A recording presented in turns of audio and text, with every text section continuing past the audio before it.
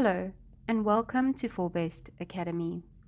For today's lesson, we are going to do the reading of the short story The Gift of the Magi by O.Henry. $1.87. That was all, and 60 cents of it was in pennies. Pennies saved 1 and 2 at a time by bulldozing the grocer and the vegetable man and the butcher until one's cheeks burnt with the silent imputation of parsimony that such close dealing implied.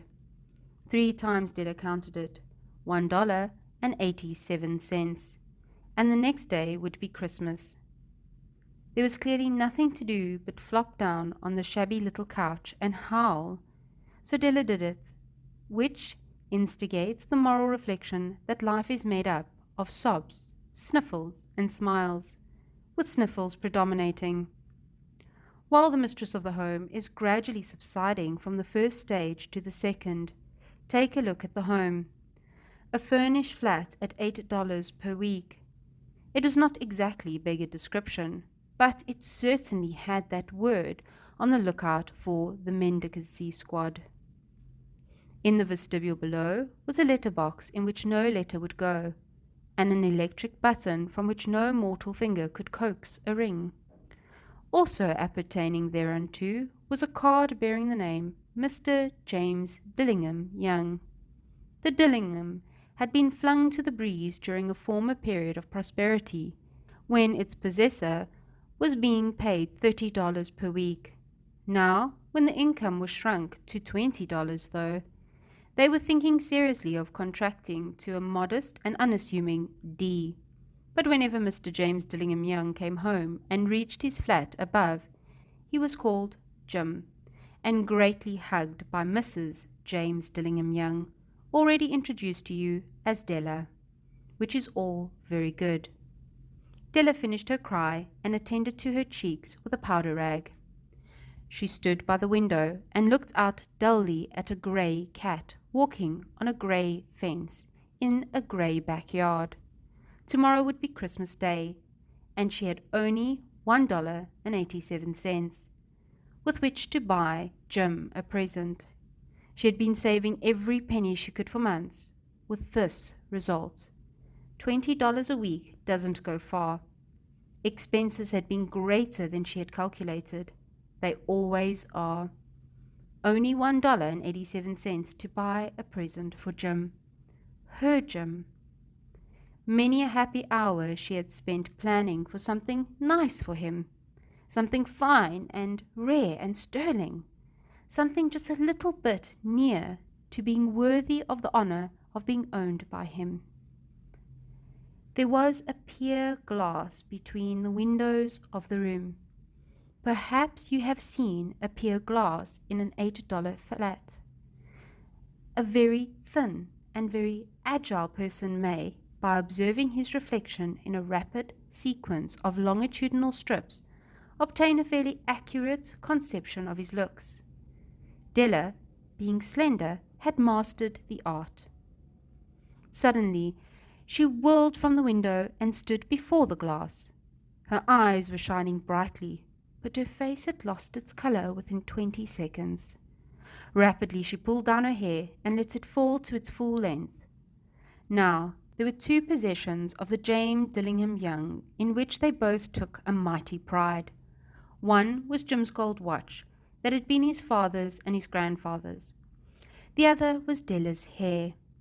Had the Queen of Sheba lived in the flat across the air shaft, Della would have let her hair hang out the window some day to dry, just to depreciate Her Majesty's jewels and gifts. Had King Solomon been the janitor, with all his treasures piled up in the basement, Jim would have pulled out his watch every time he passed, just to see him pluck at his beard from envy. So now Della's beautiful hair fell about her, rippling and shining like a cascade of brown waters. It reached below her knee and made itself almost a garment for her. And then she did it up again, nervously and quickly. Once she faltered for a minute and stood still while a tear or two splashed on the worn red carpet. On went her old brown jacket. On went her old brown hat. With a whirl of skirts, and with the brilliant sparkle still in her eyes, she fluttered out the door and down the stairs to the street. Where she stopped, the sign read, Sofroni, hair goods of all kinds. One flight up Della ran, and collected herself, panting. Madame, large, too white, chilly, hardly looked the Sofroni. Will you buy my hair? Asked Della. I buy hair, said Madame. Take your hat off, and let's have a sight at the looks of it. Down rippled the brown cascade. $20, said Madame, lifting the mass with a practised hand. Give it to me quick, said Della. Oh, and the next 2 hours tripped by on rosy wings.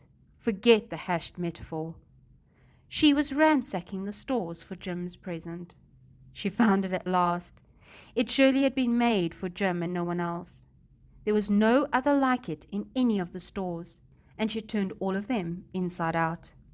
It was a platinum fob chain, simple and chaste in design, properly proclaiming its value by substance alone, and not by meticulous ornamentation, as all good things should do. It was even worthy of the watch. As soon as she saw it, she knew that it must be Jim's. It was like him, quietness and value. The description applied to both. $21 they took from her for it, and she hurried home with the 87 cents. With that chain on his watch, Jim might be properly anxious about the time in any company. Grand as the watch was, he sometimes looked at it on the sly on account of the old leather strap that he used in place of a chain. When Della reached home, her intoxication gave way a little to prudence and reason. She got out her curling irons and lighted the gas and went to work repairing the ravages made by generosity added to love, which is always a tremendous task, dear friends, a mammoth task. Within 40 minutes, her head was covered with shiny, close-lying curls that made her look wonderfully like a trans schoolboy. She looked at her reflection in the mirror long, carefully and critically. If Jim doesn't kill me, she said to herself, before he takes a second look at me, he'll say I look like a Coney Island chorus girl. But what could I do? Oh, what could I do with $1.87? At 7 o'clock, the coffee was made, and the frying pan was on the back of the stove, hot and ready to cook the chops. Jim was never late. Della doubled the fob chain in her hand and sat on the corner of the table near the door that he always entered. Then she heard his step on the stairway down on the first flight, and she turned white for just a moment. She had a habit of saying a little prayer about the simplest everyday things, and now she whispered, "Please God, make him think I'm pretty." The door opened, and Jim stepped in and closed it. He looked thin and very serious. Poor fellow, he was only 22, and to be burdened with a family. He needed a new overcoat, and he was without gloves. Jim stopped inside the door, as immovable as a setter at the scent of quail. His eyes were fixed upon Della, and there was an expression in them that she could not read, and it terrified her. It was not anger, nor surprise, nor disapproval, nor horror, nor any of the sentiments that she had been prepared for. He simply stared at her fixedly, with a particular expression on his face. Della wriggled off the table and went for him. "Jim, darling," she cried, "don't look at me that way. I had my hair cut off and sold because I couldn't have lived through Christmas without giving you a present. It'll grow out again. You won't mind, will you? I just had to do it. My hair grows awfully fast. Say Merry Christmas, Jim, and let's be happy. You don't know what a beautiful, nice gift I've got you." "You've cut off your hair?"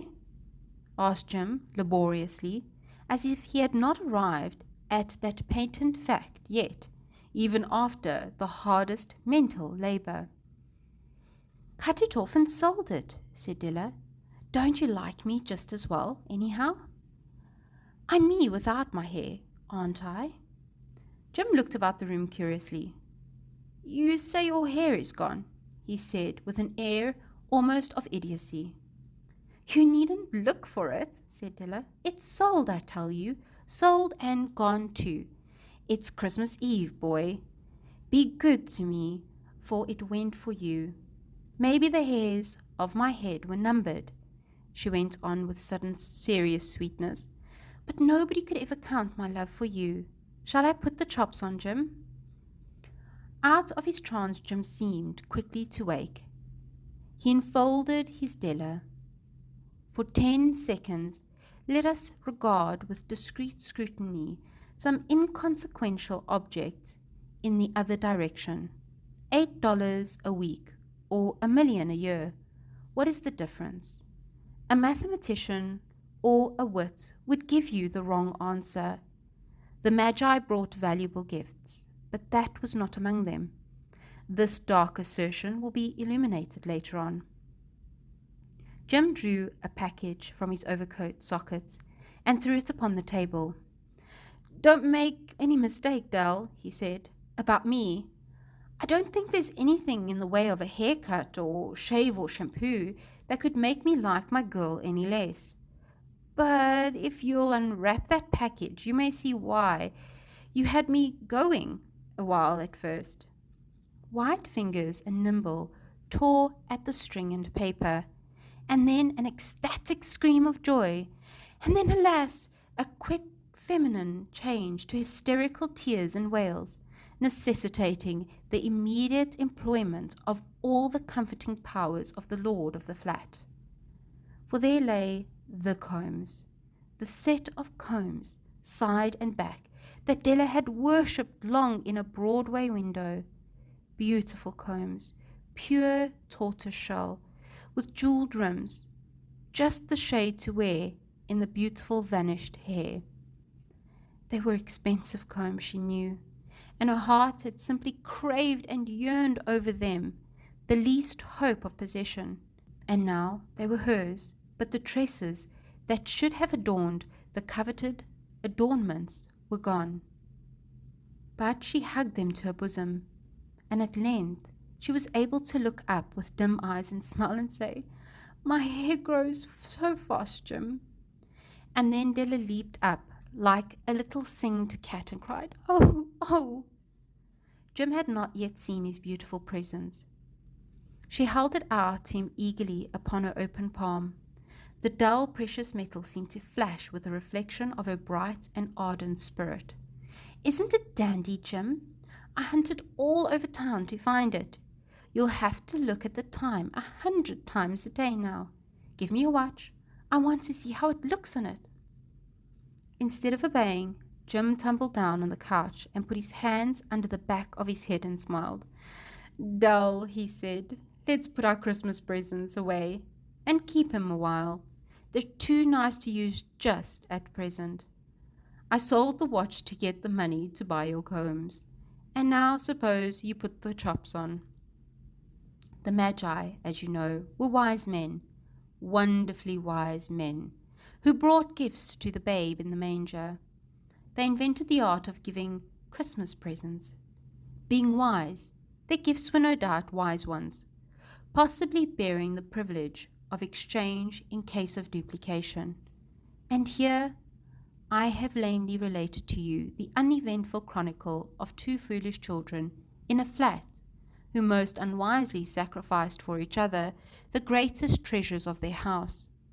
But in a last word to the wise of these days, let it be said that of all who give gifts, these two were the wisest. Of all who give and receive gifts, such as they are wisest. Everywhere they are wisest. They are the Magi. Thank you for listening to this recording of The Gift of the Magi by O.Henry. Please follow us on our channel to listen to more recordings like this one. You can also watch our channel for an analysis of this book. Have a lovely day further. Goodbye.